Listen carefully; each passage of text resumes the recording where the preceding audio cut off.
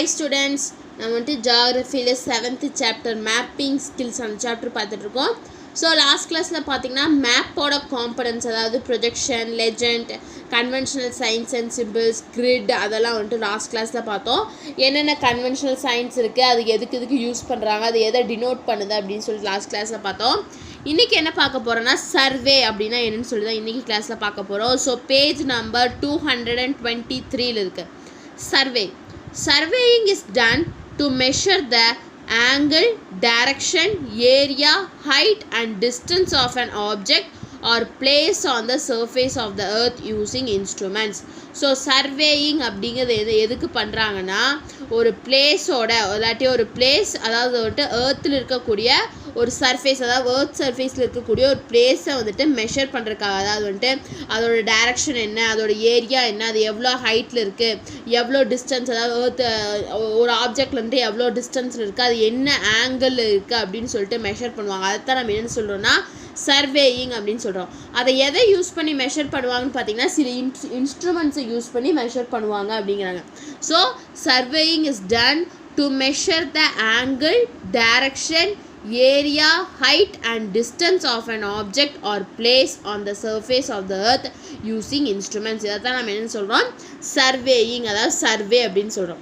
Surveying techniques are used to obtain the field data and to prepare maps. அதாவது வந்துட்டு இந்த surveying, அதாவது இந்த சர்வேயிங் டெக்னிக்ஸ் வந்துட்டு எதுக்கு யூஸ் ஆகும்னு பார்த்தீங்கன்னா, ஒரு ஃபீல்டு, அதாவது வந்துட்டு ஒரு பர்டிகுலர் ஏரியாவோட டேட்டா வந்துட்டு அப்டெயின் பண்ணுறக்கும், அந்த அப்டெயின் பண்ணலன்ட்டு ஒரு மேப்பை வந்துட்டு ப்ரிப்பேர் பண்ணுறக்கும் அந்த சர்வேயிங் டெக்னிக்ஸ் வந்துட்டு யூஸ் ஆகுது அப்படிங்கிறாங்க. A knowledge of surveying helps one in map making, particularly in the preparation of physical maps. அதாவது physical maps, அதாவது வந்துட்டு நாலேஜ், அதாவது வந்துட்டு இந்த சர்வேயிங் நாலேஜ் வந்துட்டு எதுக்கு ஒருத்தருக்கு ஹெல்ப் பண்ணுதுன்னா, மேப் மேக்கிங்க்கும் பர்டிகுலராக வந்துட்டு ஃபிசிக்கல் மேப்ஸோட ப்ரிப்ரேஷனுக்கு வந்துட்டு அது வந்துட்டு ஹெல்ப் பண்ணுது அப்படின்னு சொல்கிறாங்க. ஸோ சர்வேயிங்னா என்ன, it is done to measure the angle, direction, area, height and distance of an object or place on the surface of the earth using instruments அப்படிங்க வந்துட்டு சர்வே. ஸோ இந்த சர்வேயிங் டெக்னிக்ஸ் எதுக்கு use ஆகுதுன்னு பார்த்தீங்கன்னா, அதாவது வந்துட்டு ஒரு ஃபீல்டு டேட்டா வந்துட்டு, அதாவது ஒரு பர்டிகுலர் ஏரியாவோட டேட்டாவை அப்டெயின் பண்ணுறக்காகவும் மேப் ப்ரிப்பேர் பண்ணுறக்காகவும் இந்த சர்வேயிங் டெக்னிக்ஸ் வந்துட்டு ஹெல்ப் ஆகுது. அதே மாதிரி ஒருத்தருக்கு இருக்கக்கூடிய அந்த சர்வேயிங் நாலேஜ் வந்துட்டு அவருக்கு எதுக்கு ஹெல்ப் பண்ணுதுன்னா, மேப் மேக்கிங், அதாவது ஒரு மேப்பை மேக் பண்ணுறதுக்கு ஹெல்ப் பண்ணுது. பர்டிகுலராக எதுக்குன்னு பார்த்தீங்கன்னா, இந்த ஃபிசிக்கல் மேப்ஸோட ப்ரிப்ரேஷனுக்கு வந்து இது ரொம்பவே ஹெல்ப் பண்ணுது அப்படிங்கிறாங்க. Geographers mainly use chain, prismatic compass, plane table, dumpy level, Abney level, clinometer, theodolite, total station and GNSS to measure the distance, angle, latitude and position of the area of survey. So ஜியோகிராஃபர்ஸ்னால் வந்துட்டு அந்த map இது பண்ணுறவங்க, அதாவது நம்ம ஏர்த்தை பற்றி படிக்கிறவங்க தான் ஜியோகிராஃபர்ஸ் அப்படின்னு சொல்லுவாங்க. அவங்க என்ன மெயினாக யூஸ் பண்ணுவாங்கன்னா, செயின், ப்ரிஸ்மேட்டிக், இது எல்லாமே வந்துட்டு அந்த இன்ஸ்ட்ருமெண்ட்ஸ், அதாவது சர்வே பண்ணுறதுக்கு யூஸ் பண்ணக்கூடிய இன்ஸ்ட்ருமெண்ட்ஸ் தான் இதெல்லாம். அவங்க மெயினாக எது யூஸ் பண்ணுவாங்க பாருங்கள், chain, prismatic compass, plane table, dumpy level, Abney level, clinometer, theodolite, total station and GNSS. அதாவது வந்துட்டு இந்த இன்ஸ்ட்ருமெண்ட்ஸை யூஸ் பண்ணி தான் ஒரு ஏரியாவோட சர்வே வந்துட்டு பண்ணுவாங்க. அதாவது அது எந்த டிஸ்டன்ஸில் இருக்குது, அது எந்த ஆங்கிளில் இருக்குது, எந்த ஆல்டிடியூடில் இருக்குது, எந்த பொசிஷனில் இருக்குது அப்படிங்கிறத வந்துட்டு இந்த இன்ஸ்ட்ருமெண்ட்ஸை யூஸ் பண்ணி தான் அவங்க வந்துட்டு சர்வே பண்ணுவாங்க அப்படிங்கிறாங்க. ஸோ சர்வே ஃபஸ்ட்டுனா சர்வேயிங்னா என்னன்னு தெரிஞ்சுக்கிட்டோம், அதோட ஹெல்ப், அதாவது எதுக்கு வந்துட்டு அந்த சர்வே வந்துட்டு நம்ம பண்ணுறோம் அப்படின்னு தெரிஞ்சுக்கிட்டோம். ஸோ அந்த சர்வேயிங்க்கு யூஸ் பண்ணக்கூடிய இன்ஸ்ட்ருமெண்ட்ஸ் பேர் எல்லாத்தையும் பார்த்தோம். இது பாருங்கள், இதான் வந்துட்டு modern survey tools used by geographers for map making. So இப்போ இருக்கக்கூடிய மாடர்ன் டூல்ஸ், அதாவது வந்துட்டு சர்வே டூல்ஸ் எதுக்கு அப்படின்னா, ஜியோகிராஃபர்ஸ் வந்துட்டு மேப் மேக்கிங் பண்ணுறக்காக. ஸோ இது பாருங்கள், இதுதான் வந்துட்டு அபினே லெவல் அப்படின்னு சொல்லி படித்தோம்ல. நெக்ஸ்ட் இது வந்துட்டு பாருங்கள், ப்ரிஸ்மேட்டிக் காம்பஸ் இது. ஸோ இது வந்துட்டு என்னென்னா டம்பி லெவல்னு சொல்லி படித்தோம்ல, இதான் வந்துட்டு டம்பி லெவல் இன்ஸ்ட்ருமெண்ட். இது கிளினோமீட்டர். இது வந்துட்டு என்னென்னு பார்த்தீங்கன்னா கண்டஸ் செயின் ஒன்று படித்தோம்ல, அதுதான் வந்துட்டு இது. ஸோ இதான் வந்துட்டு மாடர்ன் சர்வே டூல்ஸ், அதாவது வந்துட்டு மேப் மேக்கிங் பண்ணுறக்காக இந்த ஜியோகிராஃபர்ஸ் யூஸ் பண்ணக்கூடிய மாடர்ன் சர்வே டூல்ஸ்.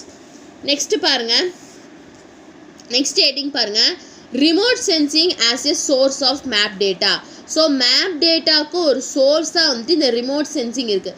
ஃபஸ்ட்டு பாருங்கள், ரிமோட் சென்சிங் அப்படின்னா என்னென்னு பார்க்கலாம். Remote sensing refers to the observation and measurement of earthly objects without touching them. So remote sensing அப்படிங்கிறது என்னென்னா, ஏர்த்தில் இருக்கக்கூடிய ஆப்ஜெக்டை வந்துட்டு அப்சர்வ் பண்ணி மெஷர் பண்ணுறது. ஆனால் வந்துட்டு அதை டச்சே பண்ணாமல் அதை அப்சர்வ் பண்ணி அதை மெஷர் பண்ணுறத தான் நம்ம என்ன சொல்லுவோம் அப்படின்னா ரிமோட் சென்சிங் அப்படின்னு சொல்லுவோம். So remote sensing refers to the observation and measurement of earthly objects without touching them. அதை தொடாமல் அந்த ஆப்ஜெக்ட் ஏர்த்தில் இருக்கக்கூடிய ஆப்ஜெக்டை வந்துட்டு அப்சர்வ் பண்ணி அதை மெஷர் பண்ணுறது தான் நம்ம என்னென்னு சொல்லுவோம்னா ரிமோட் சென்சிங் அப்படின்னு சொல்லுவோம். Remote means far away and sensing means observing or collecting information. So remote அப்படின்னா என்னென்னா ஃபேர் அவே, ரொம்ப தூரமாக இருக்கிறது தான் ரிமோட் அப்படிங்கிறோம். சென்சிங் அப்படின்னா வந்துட்டு அப்சர்வ் பண்ணுறது இல்லாட்டி இன்ஃபர்மேஷனை கலெக்ட் பண்ணுறது தான் நம்ம என்னென்னு சொல்லுவோம்னா சென்சிங் அப்படின்னு சொல்லுவோம். So remote sensing means acquiring information of things or places from a distance using variety of tools and methods. So remote sensing அப்படின்னா என்னென்னா இன்ஃபர்மேஷனை அக்வயர் பண்ணுறது. அதாவது வந்துட்டு ஒரு திங்ஸோட இன்ஃபர்மேஷனாக இருக்கலாம், இல்லாட்டி ஒரு பிளேஸாக இருக்கலாம். அதாவது வந்து எந்த டிஸ்டன்ஸில் அந்த பிளேஸ் இருக்குது அப்படிங்கிறத வந்துட்டு அப்சர்வ் பண்ணுறதா இருக்கலாம். எதை யூஸ் பண்ணினா டூல்ஸ், டிஃப்ரெண்ட் வெரைட்டிஸ் ஆஃப் டூல்ஸை யூஸ் பண்ணியும் மெத்தட்ஸை யூஸ் பண்ணியும் நம்ம அதை பண்ணுறது தான் என்னென்னு சொல்லுவோம்னா ரிமோட் சென்சிங் அப்படின்னு சொல்லுவோம். So remote sensing means acquiring information of things or places from a distance using varieties of tools and methods அப்படின்னு சொல்கிறாங்க. இதான் வந்துட்டு ரிமோட் சென்சிங். பாருங்கள், remote sensing has a long history dating back from the use of cameras carried by balloons and pigeons in 18th and 19th century.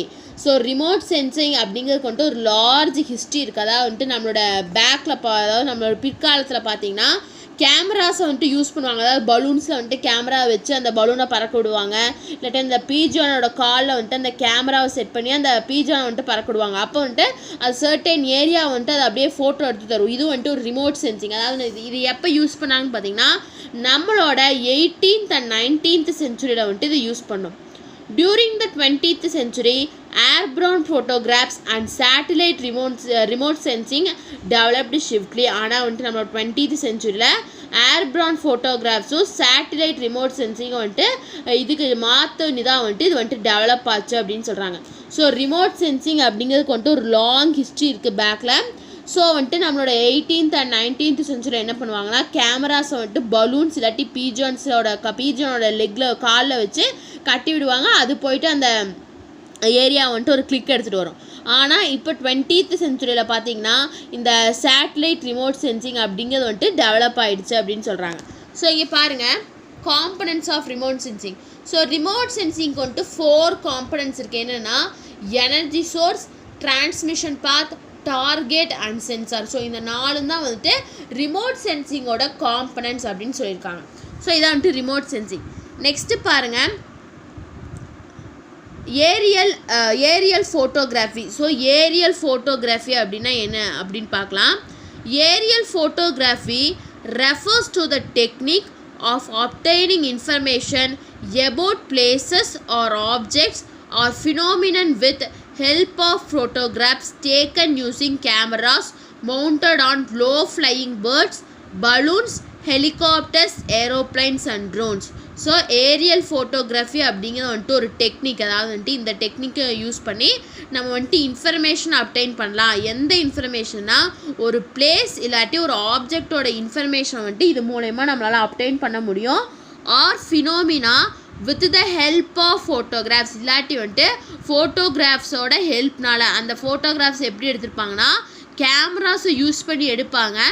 அந்த கேமராஸை எது மேலே mount பண்ணி, அதாவது எது மேலே வச்சு எடுப்பாங்கன்னா லோ ஃப்ளையிங் பேர்ட்ஸ், அதாவது வந்துட்டு ரொம்ப ஹைட்டாக பறக்காமல் ரொம்ப கீழாமல் பறக்கல, அதான் வந்துட்டு லோ ஃப்ளையிங் பேர்ட்ஸ், இல்லாட்டி பலூன்ஸ், இல்லாட்டி ஹெலிகாப்டர்ஸ், இல்லாட்டி ஏரோப்ளைன்ஸ், இல்லாட்டி ட்ரோன்ஸ். ஸோ இதெல்லாம் மேலே பறக்கும்போது அதில் வந்துட்டு அந்த கேமராஸை ஃபிக்ஸ் பண்ணி அங்கே வந்துட்டு அந்த ஃபோட்டோகிராஃப்ஸை வந்துட்டு எடுப்பாங்க. இதைத்தான் நம்ம என்ன சொல்கிறோன்னா ஏரியல் ஃபோட்டோகிராஃபி அப்படின்னு சொல்கிறோம்.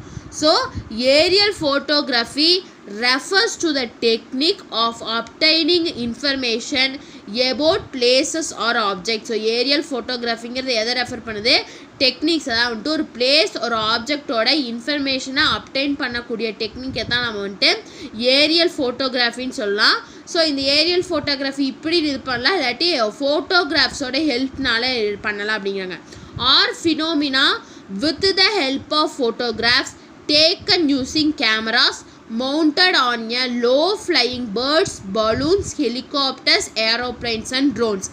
The aerial photographs are captured continuously with a time gap of 10 to 30 seconds at a fixed height. So இந்த ஏரியல் ஃபோட்டோகிராஃப்ஸ் வந்துட்டு கண்டினியூஸாக கேப்சர் பண்ணிகிட்டே இருப்பாங்க. எவ்வளோ டைம் கேப் இருக்குன்னு பார்த்தீங்கன்னா 10 to 30 seconds of time gap தான் இருக்கும். ஒரு ஃபிக்ஸ்டு ஹைட்டில் நம்ம அதை ஹைட்டுக்கு கொண்டு போகிறதுக்கு முன்னாடியே அந்த செகண்ட்ஸ் அந்த டைமை வந்துட்டு நம்ம ஃபிக்ஸ் பண்ணிடுவோம். Each photo will have slight overlap of the area in proceeding photo. ஸோ ஒவ்வொரு ஃபோட்டோவையும் பார்த்தீங்கன்னா ஒவ்வொரு ஃபோட்டோவும் ஒரு ஏரியாவோட ஸ்லைட்டாக ஒரு ஓவர்லேப் மாதிரி இருக்கும். By making a mosaic of all photos excluding the overlapping areas, a stereoscopic 3D image of the steady area can be produced. So அந்த ஃபோட்டோஸ் அந்த எடுத்த ஃபோட்டோஸ் எல்லாத்தையுமே வந்துட்டு ஒன்றா சேர்த்தும் போது ஓவர்லேப் பண்ணும்போது அங்கே வந்துட்டு அந்த ஏரியாவோட நம்ம ஸ்டடி பண்ணுறதுக்கு தேவையான அந்த ஏரியாவோட 3D இமேஜ் வந்துட்டு ப்ரொடியூஸ் ஆகும் அப்படின்னு சொல்கிறாங்க. ஸோ இதான் வந்துட்டு ஏரியல் ஃபோட்டோகிராஃபி. ஸோ ஏரியல் ஃபோட்டோகிராஃபிங்கிறது வந்துட்டு ஒரு பிளேஸ் இல்லாட்டி ஆப்ஜெக்டில் இருக்க ஆப்ஜெக்டோட இன்ஃபர்மேஷனை ஒரு டெக்னிக் மூலிமா அப்டைன் பண்ணுறோம். அதை தான் நம்ம வந்துட்டு ஏரியல் ஃபோட்டோகிராஃபி அப்படின்னு சொல்கிறோம். நெக்ஸ்ட்டு பாருங்கள், சேட்டிலைட் ரிமோட் சென்சிங் அப்படின்னா என்னென்னா, satellite remote sensing is the science of collecting data about an object or area from artificial satellites orbiting the earth. So satellite remote sensing அப்படின்னு என்னென்னா இது ஒரு சயின்ஸ் பேஸு. இதில் என்ன பண்ணுவாங்கன்னா டேட்டாஸை வந்துட்டு கலெக்ட் பண்ணுவாங்க. அதாவது ஒரு ஆப்ஜெக்ட் ஒரு ஏரியாவோட டேட்டா வந்துட்டு கலெக்ட் பண்ணுவாங்க. எப்படி கலெக்ட் பண்ணுவாங்கன்னா ஆர்டிஃபிஷியல் சேட்டலைட்ஸ், அதாவது எர்த்தை சுற்றிக்கிட்டு இருக்கக்கூடிய அந்த ஆர்டிஃபிஷியல் சேட்டலைட்ஸ் மூலயமா ஒரு ஏரியா ஒரு ஆப்ஜெக்டோட டேட்டா வந்துட்டு கலெக்ட் பண்ணுவாங்க. அதை தான் என்னென்னு சொல்கிறோன்னா சேட்டிலைட் ரிமோட் சென்சிங் அப்படின்னு சொல்கிறோம். The term satellite imagery refers to digitally transmitted images of satellites. So இந்த சேட்டலைட் இமேஜரி அப்படிங்கிறது வந்துட்டு எதை ரெஃபர் பண்ணுதுன்னா டிஜிட்டலி டிரான்ஸ்மிட்டட் இமேஜஸ், அதாவது சேட்டலைட்டோட டிஜிட்டலாக டிரான்ஸ்மிட் ஆகக்கூடிய இமேஜஸை வந்துட்டு ரெஃபர் பண்ணுது அப்படிங்கிறாங்க. ஸோ இதான் வந்துட்டு சேட்டலைட் ரிமோட் சென்சிங். ஸோ இங்கே டேபிள் இருக்காங்க பாருங்கள், சேட்டலைட் ரிமோட் சென்சிங்க்கும் ஏரியல் ஃபோட்டோகிராஃபிக்கும் இருக்கக்கூடிய டிஃப்ரென்ஸ் கொடுத்துருக்காங்க. எவ்வளோ பாயிண்ட்ஸும் கொடுத்துருக்காங்க, 6 பாயிண்ட்ஸ் கொடுத்துருக்காங்க, ரொம்பவே முக்கியம். ஃபஸ்ட்டு பாருங்கள், satellite remote sensing. High costs of satellite systems take at least 10 years to plan, construct, test and launch. அதாவது வந்துட்டு ஒரு சேட்டலைட் ரிமோட் சென்சிங்கை கொண்டு வரணும் அப்படின்னா அதோட எக்ஸ்பென்சஸ், அதை கொண்டு வரக்கான எக்ஸ்பென்சஸ் ஹையாக இருக்கும். அதே மாதிரி அதை வந்துட்டு ஒரு ஃபுல்லாக ஒரு கன்ஸ்ட்ரக்ட் பண்ணி கொண்டு வரக்கு வந்துட்டு 10 years, அதாவது இந்த பிளான் பண்ணி அதை கன்ஸ்ட்ரக்ட் பண்ணி அதை ஒரு டெஸ்ட் பண்ணி அதுக்கப்புறம் லான்ச் பண்ணுறதுக்கு வந்துட்டு அட்லீஸ்ட் 10 years ஆச்சு நமக்கு தேவைப்படும் அப்படிங்கிறாங்க. ஆனால் ஏரியல் ஃபோட்டோகிராஃபி பாருங்கள், surveying can be planned and executed in a shorter time economically. So அந்த சர்வே பண்ணணும் அப்படின்னா அந்த பிளானை வந்துட்டு சீக்கிரமாக போட்டு அதை எக்ஸிக்யூட்டிவ் பண்ணிடலாம் ஷார்ட் பீரியட் ஆஃப் டைமில் அப்படிங்கிறாங்க. நெக்ஸ்ட்டு பாருங்கள், satellites collect large amount of data of the entire area in a short span. So இந்த சேட்டலைட் என்ன பண்ணும், லார்ஜ் அமௌண்ட் ஆஃப், அதாவது வந்து என்டையர் ஏரியா, நம்ம எந்த ஏரியாவை வந்துட்டு அப்சர்வ் பண்ணோன்னு நினைக்கிறோமோ அந்த என்டையர் ஏரியாவோட டேட்டாஸை வந்துட்டு லார்ஜ் அமௌண்ட்டில் கலெக்ட் பண்ணும் ஒரு ஷார்ட் ஸ்பேன், அதாவது கொஞ்சம் லாங் பீரியட் எடுத்துக்காமல் ரொம்ப ஷார்ட் பீரியட் ஆஃப் டைம்லேயே வந்துட்டு அதை கலெக்ட் பண்ணிடும். Takes more time to capture an area. Aircrafts need to fly back and forth. ஆனால் வந்துட்டு இந்த ஏரியல் ஃபோட்டோகிராஃபியில் பார்த்தீங்கன்னா ரொம்ப டைம் எடுத்துக்கிறோம். அதாவது அந்த ஏரியாவை வந்துட்டு கேப்சர் பண்ணுறதுக்கு ரொம்ப டைம் எடுத்துக்கிறோம். அதே மாதிரி இந்த ஏர்க்ராஃப்ட் வந்துட்டு பேக் அண்ட் ஃபோர்த், முன்னாடி பின்னாடி போயிட்டே இருக்கணும். அப்போ தான் வந்துட்டு அந்த ஏரியாவை நம்மளால் கேப்சர் பண்ண முடியும். நெக்ஸ்ட்டு தேர்டு பாருங்கள், it allows global coverage and does not require permission. So வந்துட்டு இதை பண்ணுறக்கு, அதாவது இந்த சேட்டலைட் ரிமோட் சென்சிங்கை பண்ணுறதுக்கு எந்த விதமான பெர்மிஷனும் நமக்கு தேவையில்லை. ஆனால் இந்த ஏரியல் ஃபோட்டோகிராஃபி பண்ணுறக்கு it covers a small area and needs permission from the authority. So வந்துட்டு இது வந்துட்டு ஸ்மால் ஏரியாவை தான் கவர் பண்ணும். ஸோ அதனால பெர்மிஷன், அதாவது அந்த ரெஸ்பெக்டோட அத்தாரிட்டிஸ் கிட்ட நம்ம வந்துட்டு பெர்மிஷனை வந்துட்டு வாங்கணும் அப்படிங்கிறாங்க. நெக்ஸ்ட் பாருங்க, satellite circle the earth they can repeat and revisit easily. So satellites வந்துட்டு அந்த எர்த்தை சுற்றி தான் சர்க்கிள் ஆகிட்டே இருக்கும். ஸோ அதனால் நம்மளால் மறுபடியும் அந்த சர்வே, அந்த ஏரியாவோட சர்வேவை பார்க்கணுன்னா எகெயின் வந்துட்டு ரிப்பீட் பண்ணி நம்மளோட அதை வந்துட்டு ஈஸியாக நம்ம வந்துட்டு ரீவிசிட் பண்ணிக்கலாம், திரும்ப பார்த்துக்கலாம். ஆனால் இந்த ஏரியல் ஃபோட்டோகிராஃபியில் பார்த்தீங்கன்னா revisits and repeatability involves extra cost. So வந்துட்டு அதை மறுபடியும் ரீவிசிட் பண்ணணும், ரிப்பீட் பண்ணணும் அப்படின்னா வந்துட்டு அங்கே எக்ஸ்ட்ரா காஸ்ட் வந்துட்டு இருக்கும் அப்படிங்கிறாங்க. நெக்ஸ்ட்டு பாருங்கள், weather does not affect the functioning of satellites. So சேட்டலைட்ஸோட ஃபங்க்ஷனை வந்துட்டு வெதர் வந்துட்டு கண்டிப்பாக அஃபெக்ட் பண்ணாது அப்படிங்கிறாங்க. ஆனால் இந்த ஏரியல் ஃபோட்டோகிராஃபியில் பார்த்தீங்கன்னா adversely affected by a bad weather. So weather condition மாறிச்சு அப்படின்னா இந்த ஏரியல் ஃபோட்டோகிராஃபி வந்துட்டு அஃபெக்ட் ஆகும் அப்படிங்கிறாங்க. All information is digital it can be easily integrated with software for image improvement. So இங்கேருந்து வரக்கூடிய எல்லா இன்ஃபர்மேஷனும் வந்துட்டு டிஜிட்டலாக தான் இருக்கும். ஸோ அதனால் நம்மளால் ஈஸியாக இன்டெகிரேட் பண்ணி சாஃப்ட்வேர் கூட ஈஸியாக நம்மளால் ஒன்று சேர்த்து அதாவது இன்டெகிரேட் பண்ணிட முடியும் அப்படிங்கிறாங்க. இங்கே ஏரியல் ஃபோட்டோகிராஃபியில் பார்த்தீங்கன்னா it is an analog record, so no further improvement is possible after obtaining the photograph. So இங்கே பார்த்தீங்கன்னா அங்கே டிஜிட்டலாக இருக்கும், ஆனால் வந்துட்டு இங்கே அனலாகாக தான் இருக்கும். ஸோ அதனால நம்மளால் எந்த இம்ப்ரூவ்மெண்ட்டையும் பாசிபிள் பண்ண முடியாது, அதாவது வந்துட்டு அந்த ஃபோட்டோகிராஃப்ஸை அப்டைன் பண்ணதுக்கு அப்புறம்னு சொல்கிறாங்க.